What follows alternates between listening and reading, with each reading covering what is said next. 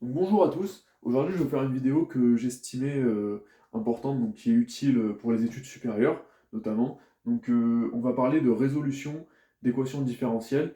Donc une équation différentielle basique que vous trouverez tout le temps quasiment dans les études supérieures, que ce soit en finance, en physique, en mécanique, en électronique, peu importe votre filière, il faut savoir résoudre ces équations, enfin cette équation du coup.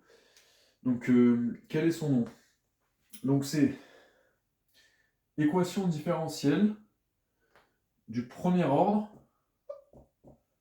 donc, équation différentielle, on écrit ED, du premier ordre, donc ça veut dire avec une dérivée première, euh, donc à coefficient constant, donc linéaire c'est important de le préciser, et à coefficient constant. Voilà. Donc c'est le nom complet de l'équation que je vais vous apprendre à résoudre, ou que vous savez déjà résoudre. Mais voilà, donc déjà, à quoi ça ressemble ce type d'équation qu'il faut reconnaître du coup pour pouvoir la résoudre immédiatement. Donc, elles s'écrivent comme ça. Hop. Donc, je vais choisir comme constante le temps, enfin comme variable le temps. Bon, voilà. Un coefficient a. La fonction solution, ça sera f. Donc plus b fx, donc plus c égale 0. Donc voilà à quoi ça va ressembler une équation du premier ordre linéaire à coefficient constant. Donc du premier ordre avec une dérivée première, linéaire, donc ça s'écrit a fois la dérivée plus b fois la fonction voilà, plus c, et à coefficient constant, bah, a, b, c sont des constantes, ce ne sont pas des fonctions du temps. Voilà, c'est un cas très simple. Donc pour résoudre cette équation, il faut la passer en équation avec uniquement deux coefficients, hein. C'est-à-dire que le a, on va diviser par a en fait cette équation. Donc on divise par a, hop, là ça fait 1 fois ça. Donc là on a a, et là on a a. Donc en fait, on va renommer les variables, enfin les constantes, pardon. On va les renommer, donc ça fait dérivée de f par rapport au temps. Donc là c'était un temps aussi, hein. Voilà, excusez-moi. Là c'était un temps aussi. Donc dérivée de f par rapport au temps, donc plus, donc souvent, donc tout le temps, on note la constante ici, là, on la note 1 sur taux, donc b sur a égale 1 sur taux, et donc la dernière constante, bon, moi, je choisis de la nommer k, souvent on lui donne un nom aléatoire en fait, hein. Voilà, donc il faut que votre équation, quand vous la voyez comme ça, a, b, c, il faut que vous la repassiez en taux et une petite constante ici. Voilà. Donc maintenant, bon, je vais effacer ça. Voilà. Donc maintenant, comment on résout cette équation? Donc, qui dit équation du premier ordre dit une condition limite pour déterminer la solution de l'équation. Donc, lorsque c'est du second ordre, il en faut deux. Lorsque c'est du troisième ordre, il en faut trois, etc. etc. Donc, maintenant, je vais vous écrire donc la solution avec donc, les constantes. Hop, hop.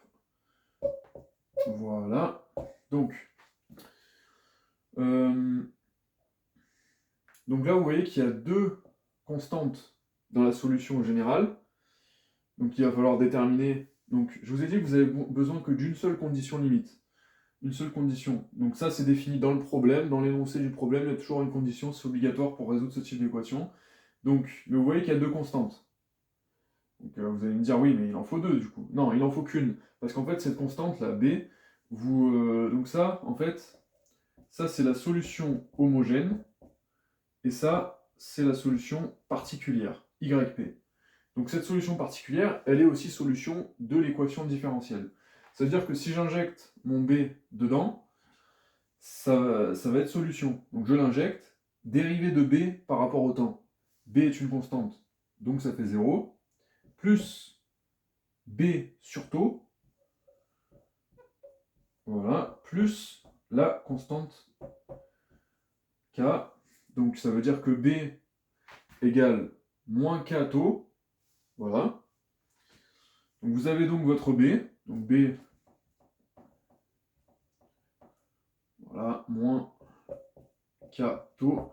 Et donc il n'y a plus que ce A à déterminer. Donc je vous l'ai dit, une constante, une condition limite. Donc maintenant la condition limite, comment... qu'est-ce que ça veut dire condition limite? Condition initiale, condition... une condition en fait. Donc ça veut dire qu'on a défini quand f, t égale... bon, on va dire en t égale a par exemple. Donc bon, j'avais déjà mis a, donc je ne vais pas utiliser a. Je vais utiliser t égale t0. Donc t égale t0. Je vais poser qu'en fait ça sera égal à une constante. Donc ft0 par exemple. Donc ça c'est une constante. Qu'est-ce que ça veut dire? Ça veut dire que ma solution en t0 elle est égale à ça. Donc j'injecte. Ça veut dire que ft0 égale AE moins T0 sur taux moins K taux. Et donc en fait, vous voyez que je n'ai plus qu'à isoler A. Donc en fait, A c'est égal à la constante qu'on avait posée, donc la condition limite, plus K taux. Voilà. Donc bon, je vais vous le résoudre quand même, comme ça ce sera concret. Voilà. Donc j'ai fait plus K taux des deux côtés.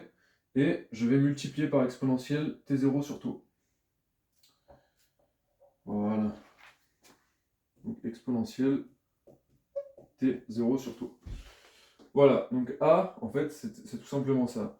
Donc maintenant, T0, c'est une valeur, hein, ça peut être 4, 5, 6, 7. Parfois, c'est posé juste en T0, ça peut même être 0. En 0, vous voyez que ça marche. Parce que donc ft0, en 0, ça fait 1. Donc voilà, il ne nous reste plus que ça. Donc avec ça, bon. Voilà, donc j'espère que maintenant, donc c'est toujours cette méthode qu'il faut utiliser pour résoudre les équations comme ça, de ce type. Donc voilà, c'était une vidéo basique et j'espère qu'elle vous sera utile pour la suite, donc merci.